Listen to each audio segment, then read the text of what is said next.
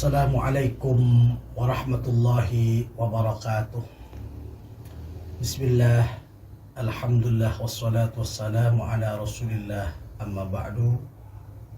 Saudara yang berbahagia, setelah lama tidak bersua dengan Anda semua dimanapun Anda berada, insyaallah Al-Fakir akan kembali berbagi ilmu dengan anda semua terkait dengan ilmu yang kita butuhkan, ilmu yang dianggap penting sebagai pemahaman keagamaan dalam rangka kita berupaya untuk berada di jalur agama yang benar dan diridhoi oleh Allah Subhanahu wa Ta'ala.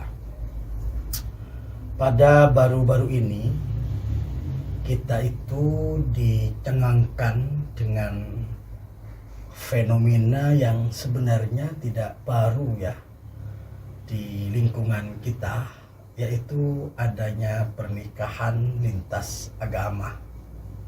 Ternyata ada konselernya ya, ada orang yang memang konsen mendukung terhadap pernikahan beda agama itu. Tentu orang awam kadang banyak bertanya, benar nggak sih boleh menikah beda agama?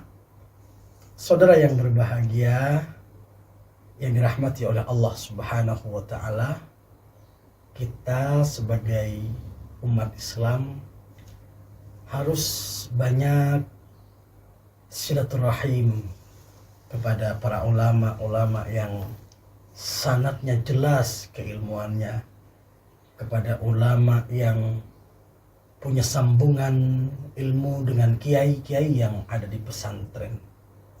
Nah, kalau kita ditanyain bagaimana sebenarnya pernikahan lintas agama itu, saya tidak akan mengurai panjang lebar ya, detail tentang itu, tetapi hanya ingin memberikan kata kunci ya, kenapa pernikahan lintas agama itu tidak diperbolehkan menurut mayoritas ulama, termasuk hasil keputusan Bahthul Masail NU, ada keputusan Muhammadiyah dan lain sebagainya. Kata kuncinya adalah bahwa di dalam Al-Quran sudah jelas, wala tankihul musyrikati hatta tu'min. Janganlah kalian menikahi orang-orang musyrik sehingga mereka beriman. Kalau beriman maka boleh menikahi. Nah, saudara yang berbahagia, ternyata oleh para pendukung atau konselor pernikahan lintas agama itu yang dijadikan hujjah adalah tentang ayat 5 di surah Al-Maidah, yang pada poinnya adalah di situ kebolehan, kata mereka, menikah dengan ahlul kitab. Lalu bagaimana pandangan ulama tentang ahlul kitab yang konon boleh menikah dengan orang Islam? Ternyata di situ ada ungkapan Al-Imam Asy-Syafi'i radhiyallahu an dalam kitab Al-Um. Beliau menjelaskan bahwa laisa nasaral Arab bi ahli kitabin. Yang dimaksud ahli kitab yang diperbolehkan untuk dinikahi itu adalah bukan ahli kitab yang dimaksudkan oleh orang-orang pada saat ini. Ya.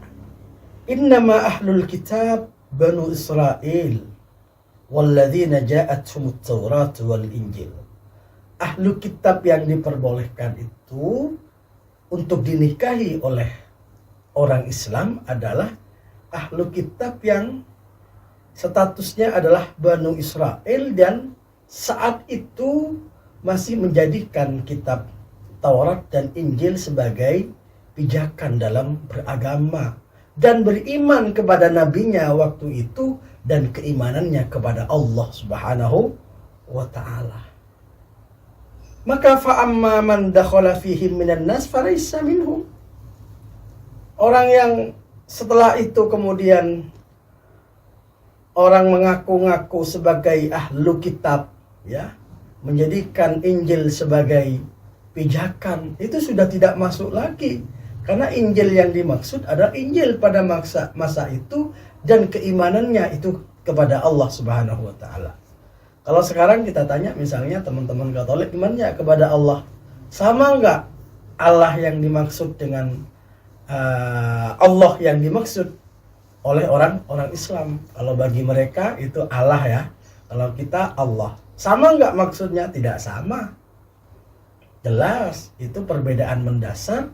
Jadi Allah yang dimaksud oleh teman-teman Katolik itu tidak sama dengan Allah yang dimaksudkan oleh umat Islam. Allah yang dimaksudkan oleh umat Islam itu juga ditunjukkan kebenaran-kebenarannya itu dalam Injil pada masa-masa itu, bukan Injil yang sekarang dijadikan pijakan oleh kaum Nasrani, kaum Katolik.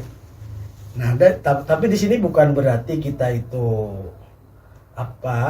mentahdir, merendahkan kepada mereka, tapi dalam perspektif agama masing-masing kan begitu. Yakin atas kebenarannya agama masing-masing. Oleh karenanya, jika para konselor pernikahan lintas agama itu memposisikan Katolik, Kristen yang sekarang itu sebagai ahlul kitab, ya, yang mana ahlul kitab disinggung dalam Al-Quran, maka itu tidak tepat, ya.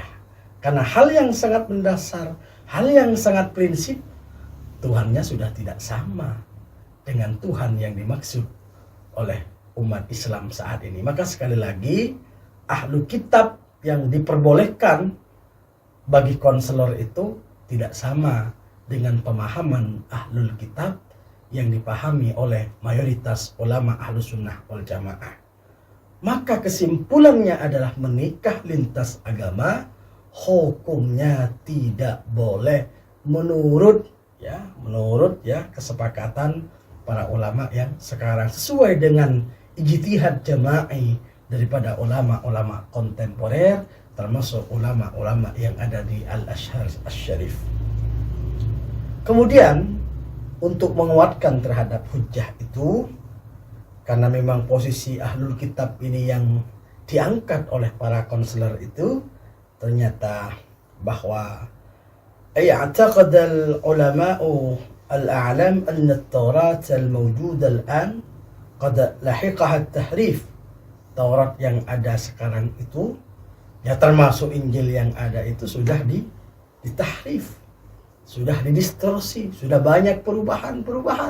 Bukan Taurat yang orisinil, Taurat yang memang ada pada masa itu. Wa mimma yadullu ala dzalika annahu laisa fiha dzikrul jannati wan nar wa halul ba'thi wal hasyr wal jaza. Dan di dalamnya tidak menyebutkan tentang surga dan neraka. Di dalamnya tidak menyebutkan hari kebangkitan. Di dalamnya tidak menyebutkan tentang balasan-balasan dari Allah Subhanahu wa taala.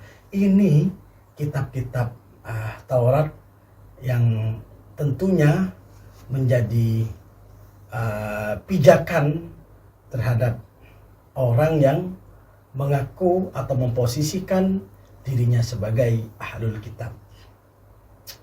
Jadi jelas kalau mengacu kepada ijtihad ulama kontemporer bahwa menikah lintas agama hukumnya adalah tidak boleh, hukumnya tidak sah. Dan tentu alasannya sangat jelas jika menggunakan ayat Al-Maidah, ya, yang kelima itu, maka posisi ahlul kitab itu bukanlah non-muslim yang ada di zaman sekarang ini. Demikian, mudah-mudahan menjadi pencerahan untuk kita semua dalam rangka memberikan pemahaman yang benar kepada saudara-saudara kita, kaum muslimin dan kaum muslimat, agar jangan sampai terjebak terhadap paham-paham yang di luar paham Ahlus Sunnah wal Jamaah, seperti menikah beda agama. Kalau masih ada yang seagama, buat apa kita mencari pasangan hidup yang beda agama? Namun demikian bukan berarti al-fakir atau orang-orang yang pandangannya sama dengan al-fakir itu membenci terhadap non-muslim secara kemanusiaan, tidak. Tetapi ini bagian dari prinsip agama yang harus disampaikan kepada saudara-saudara kita sesama umat Islam. Jadi sekali lagi kami tidak benci kepada teman-teman non-muslim, karena kita sama-sama manusia, kita sama-sama Indonesia, kita sama-sama dinaungi oleh Bhinneka Tunggal Ika. Kita dalam Ahlus Sunnah wal Jamaah mengenal istilahnya ukhuwah wataniyah dan ukhuwah basyariyah.